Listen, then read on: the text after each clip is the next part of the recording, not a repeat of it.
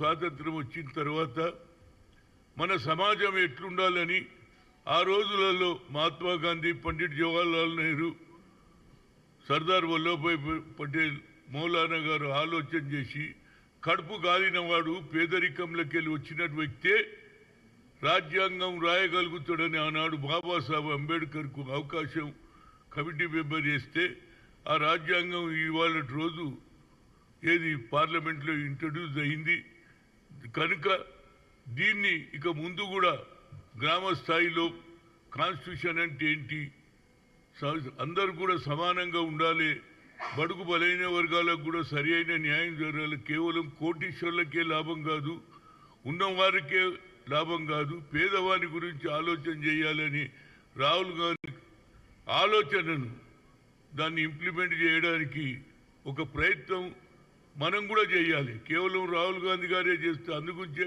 కులగణ జరగాలని ఆయన ఆలోచన. కులగణ జరుగుతూనే తప్పనిసరిగా కొన్ని కులాలు కిందనే ఉంటున్నాయి కానీ ఉన్నవాళ్ళు ఇంకా పైకి పోతున్నారు అని అదాని, అంబానీ లాంటి వాళ్ళకే లాభం జరుగుతుంది. వాళ్ళ రుణాలు కూడా 16 లక్షల కోట్ల రూపాయలు రుణాలు మాఫీ చేస్తారు కానీ పేదవాడు రైతుకు కానీ హరిజన్కు తీసుకున్నటువంటి లోన్లు కానీ ఎవడు కూడా దానికి రిలాక్సేషన్ ఇస్తలేరు. కానీ నరేంద్ర మోడీ ఆలోచన ఏమిటంటే కేవలం కార్పొరేట్ సెక్టర్లకే లాభం చేయాలనేది ఉద్దేశం. దాని గురించి 1 డిసెంబర్ రోజు రామ్లీలా మైదాన్లో ఈ సభ జరుగుతున్నది. దీనికి కారణం ఏంటంటే అందరికీ కూడా అవకాశాలు రావాలి. కాన్స్టిట్యూషన్ రాసిన లెక్క ప్రకారంగా జరుగుతలేదు, కేవలం కొందరికే లాభం అవుతుందనే ఉద్దేశంతో ఈ చక్కటి కార్యక్రమం తీసుకున్నాం. దీని మీద డోమా అంటే D for Dalit, O for OBC, M for minority, A for Adivasi, దీని ప్రకారంగా చేస్తున్నాం. ఇది పోస్టర్ రిలీజ్ చేస్తున్నాం.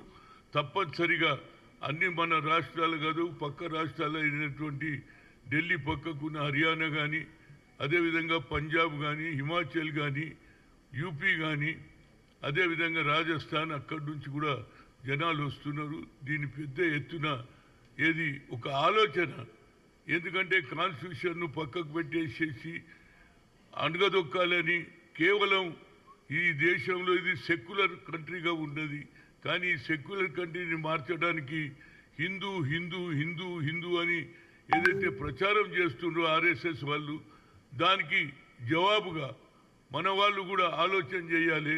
కాన్స్టిట్యూషన్లు ఏమున్నది, ఇవాళ కాన్స్టిట్యూషన్ను మర్చిపోయి వాళ్ళ ఆలోచననే ఇంప్లిమెంట్ చేస్తుంది. కాబట్టి ఈ సభ ఢిల్లీలో జరిగే సభ రామ్లీలా మైదాన్కి అందరూ కూడా రావాలనేదే నా ఉద్దేశం. ఇక్కడ ఉన్నటువంటి మిత్రులు మన పోస్టర్ రిలీజ్ చేస్తారు.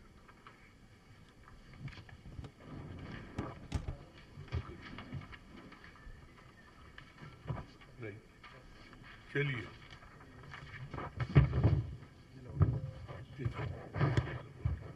राइट